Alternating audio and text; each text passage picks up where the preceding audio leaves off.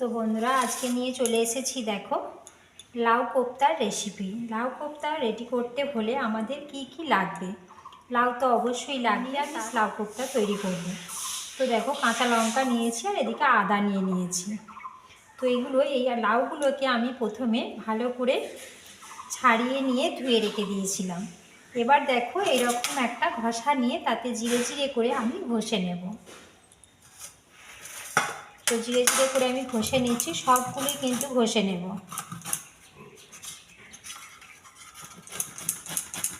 এই লাউটা যখন ছাড়াবে তখন কিন্তু বীজগুলোকে সম্পূর্ণ বাদ দিয়ে, কিন্তু লাউয়ের বীজটা কিন্তু থাকলে এগুলো ভালো হবে না। লাউ কোপ্তাটা বীজগুলোকে সম্পূর্ণ বাদ দিয়ে দিতে হবে, দিয়ে ঘষে নিতে হবে।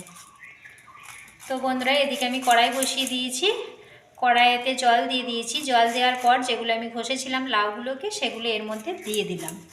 এতে 2 মিনিট ভাপিয়ে নিতে হবে, অল্প লবণ অ্যাড করতে হবে, দিয়ে ভাপিয়ে নিতে হবে।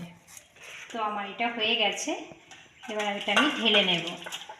এটা এখন প্রচুর গরম আছে, আমি জলটা ঝরিয়ে রেখে দিয়েছি, একটু ঠান্ডা হয়ে যাক, নইলে হাতে করে মাখা যাবে না।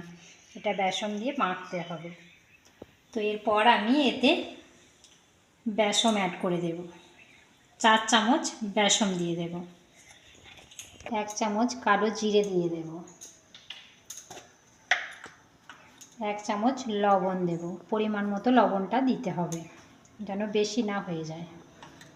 এই সমস্ত উপকরণ দিয়ে আমি ভালো করে মেখে নেব।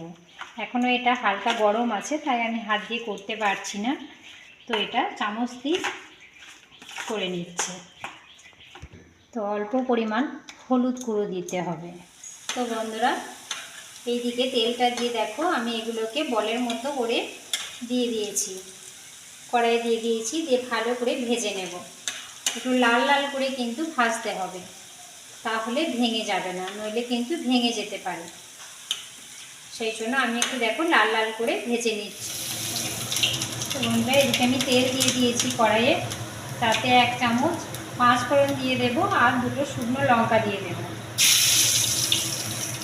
যেটা কাঁচা লঙ্কা ছিল সেগুলো আমি দিয়ে দেবো। তারপর 1 চামচ আদা বাটা দেবো, ভালো করে নাড়াচাড়া করে নিতে হবে। ভালো করে নাড়াচাড়া করে নিয়ে 1 চামচ জিরে গুঁড়ো, 1 চামচ ধনে গুঁড়ো আর 1 চামচ শুকনো লঙ্কার গুঁড়ি আমি দিয়ে দিয়েছি। তারপর এতে জল দেব। জল দেওয়ার পরে ভালো করে কষিয়ে নেব, ভালো করে কষিয়ে নিতে হবে। 1 চামচ চিনি দিয়ে দিলাম, তারপরে 1 চামচ হলুদ গুঁড়ো দেব। তারপরে ভালো করে নাড়াচাড়া করে কষিয়ে নেব। ভালো করে আমি নাড়াচাড়া করে নিয়ে কষিয়ে নিচ্ছি। আমার কষানো হয়ে গেছে, এবার আমি এতে জল অ্যাড করে দেব।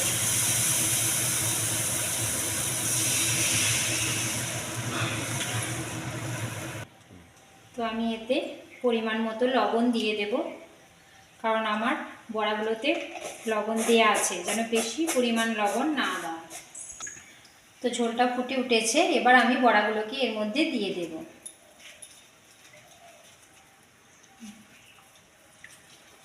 দেখো সমস্ত বড়াগুলোকে আমি এর মধ্যে দিয়ে দেব।